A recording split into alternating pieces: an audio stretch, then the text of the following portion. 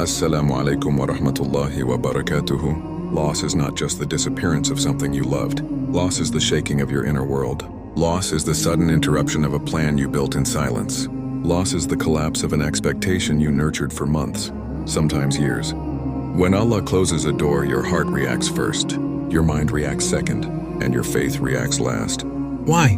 Because the heart feels things faster than it understands them. But here's the deeper truth you must never forget. Allah does not remove anything from a believer's life without purpose. Never. Not once in the history of humanity has a believer lost something that wasn't replaced with something better when they remained patient. Loss isn't random. Loss isn't cruel. Loss isn't unfair. Loss is a divine correction. Sometimes Allah removes something because it was harming your soul slowly. Sometimes He removes it because it was blocking your destiny. Sometimes He removes it because you were praying for peace while holding on to the very thing that was destroying it. Have you ever updated your phone and suddenly an app stopped working? You get frustrated, annoyed, confused. But later you realize the update was necessary, and the old version of the app was simply incompatible with your new system. That's exactly what happens when Allah updates your life. Certain things are no longer compatible with your spiritual future. What if the thing you are crying for was the very thing blocking the blessing you've been begging Allah to give you? Hold that thought, because Act 2 will expose a painful truth about your heart. Humans are strange. We don't chase things because they are good for us. We chase things because they are familiar. The heart clings to what it recognizes even if it hurts. This is why people return to toxic relationships. This is why people beg for doors that Allah slams shut.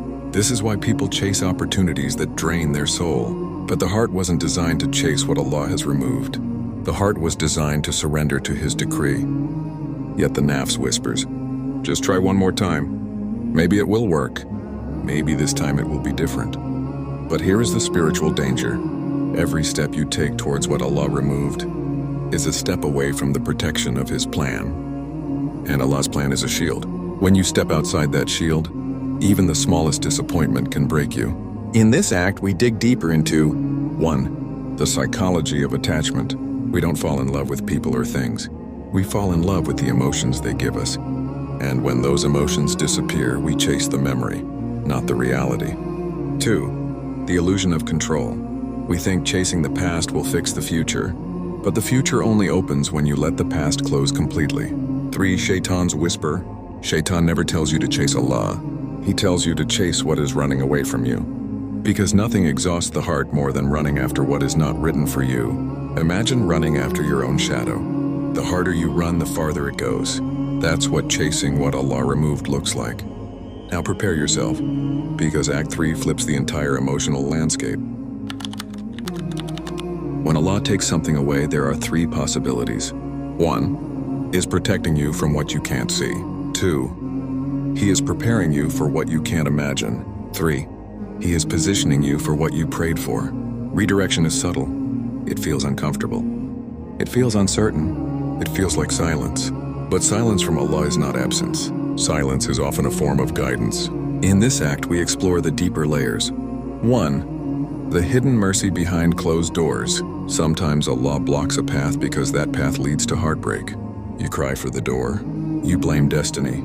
You question your worth. But Allah is saving you from a future you would have begged Him to escape from. 2. The signs Allah is redirecting you.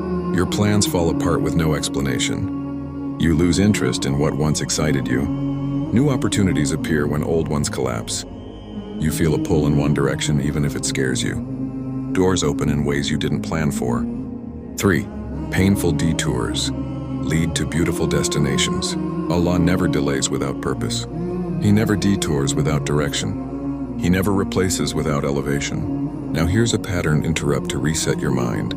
Have you ever assembled something from the wrong side of the instruction booklet? Halfway through, you're confused. Nothing fits. Everything feels wrong. Then you flip the page. Suddenly everything makes sense. Sometimes your life feels upside down simply because you haven't reached the right page in Allah's plan yet. And the biggest reveal is coming. This is the act of awakening. The act where the believer's heart stabilizes. Where fear becomes faith. Where confusion becomes clarity. Where pain becomes purpose. True submission is not passive. It is powerful. It is the moment you stop saying, Why did this happen to me?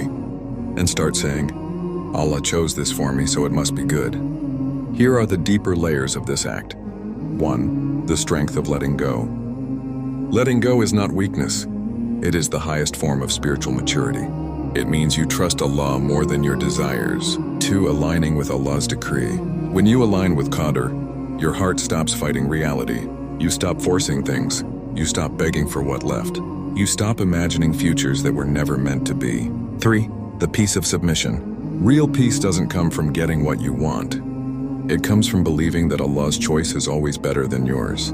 4. Why Allah tests before He elevates. Before Allah elevates anyone, He tests the heart, not to break it, but to purify it, because a purified heart can handle blessings that an attached heart cannot. Have you ever tried to close an overpacked suitcase by sitting on it, jumping on it, forcing it? No matter how hard you push, it won't close because you're trying to fit things that were never meant to be inside. That's what happens when you force what Allah has removed from your journey. When you stop forcing, everything fits. Everything aligns. Everything makes sense. And your story finally begins. Assalamu alaikum wa rahmatullahi wa barakatuhu.